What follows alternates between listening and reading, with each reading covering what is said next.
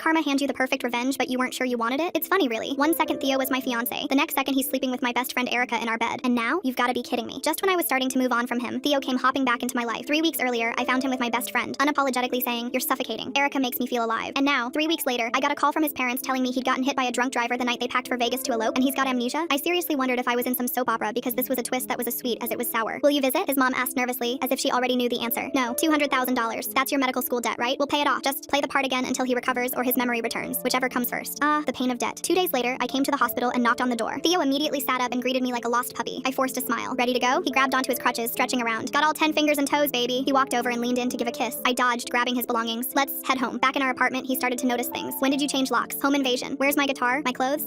Storage." "Have you been sleeping on the couch?" I couldn't tell him I couldn't sleep in the bed where I'd caught them. "Where are all our pictures? The walls look so empty." "Can you just stop?" I yelled out, glaring at him with tears in my eyes. "I'm sorry," he said softly, reaching out to caress my face. "Was it something I did? A fight?" I felt my own lips quiver, fighting back tears. I wanted to yell at him, tell him how much he hurt me, how fresh my wounds were, but I held back. "Please," I said quietly, "just rest." Theo gave a worried expression. He leaned in and kissed my head, the same way he used to, and walked to the bedroom to nap. I ran off to the bathroom, washing away my tears in the sink. Just a few weeks, I reminded myself. The next few weeks were weird for me. I brought him to physical therapy thrice a week and mostly kept my distance, but he was pushy. "I remembered you loved painting. How about we paint and smooch tonight?" "No." "How about some Netflix and chilling, or dining and dashing?" "You can dash away, and I'll be the cripple they hesitate to arrest." He laughed at his own joke adorably. I smiled back. Suddenly, he was as playful as I'd first fallen for him, something that disappeared the moment he met my best friend Erica. "No," I told him, in a voice slowly growing more kind to him over time. Soon, we were hanging out together, talking like we used to, doing all the things I'd wanted to do that he'd done with Erica instead. But every time I found myself happy again, I remember the scene of them in the bedroom and immediately feel sick. The day he finished his physical therapy, he invited me to dinner at the pizzeria where we'd met years ago. Like our first date, remember? We sat in the same booth we'd always chosen and flipped through our wedding Pinterest board on his phone. "Why are there roses everywhere? You hate roses. You've always loved sunflowers." I nearly sobbed there. Erica had changed everything about our wedding, and here he was, changing it all back. As if one crash managed to reset everything back to the way it always should have been. But what would happen if all the memories come rushing back? Could my heart really handle getting hurt twice by the same man? "Are you okay? You look like you're about to cry," he said, reaching over to cup my cheek. I leaned into his hand and closed my eyes. "I know something's wrong. I can feel it, but I love you. Whatever it is, we'll figure it out," said the same man who told me I suffocated him a few months back. That was about as much as my poor heart could take. I got up from a table and ran outside, staring out at the heavy rain. I ran my fingers through my hair and screamed, crouching down to cry. Everything had been back on track. I had my fiancé back. No cheating best friend to worry about. No more student loans to pay off. Everything was so perfect. So why is it that it also hurt so much? I knew the answer, just didn't have the strength to face it. Theo ran out of the restaurant and immediately removed his jacket to stop the rain from splashing against me. "Let's head back inside. Whatever you're going through, I'm here." I stood up and threw his jacket back to him. "But you weren't. You weren't there, Theo. The past year you weren't around because you were off sleeping with my best friend." I sobbed, almost screeching it out. I told him everything. His coldness, finding them in bed, Erica, even the money his parents paid me. "I want you out of my life." He sobbed, begged, insisted he was different now. I still said no. I walked out into the storm, the rain washing away my tears. All the heavy feelings gone in an instant. This was it. This was the end. Except it wasn't. Theo chased after me, pulled me close, kissed me in the rain. It was desperate, bitter, mixed in with our tears and rain. When we finally pulled apart, neither of us spoke. There was nothing left to say. I turned and walked away.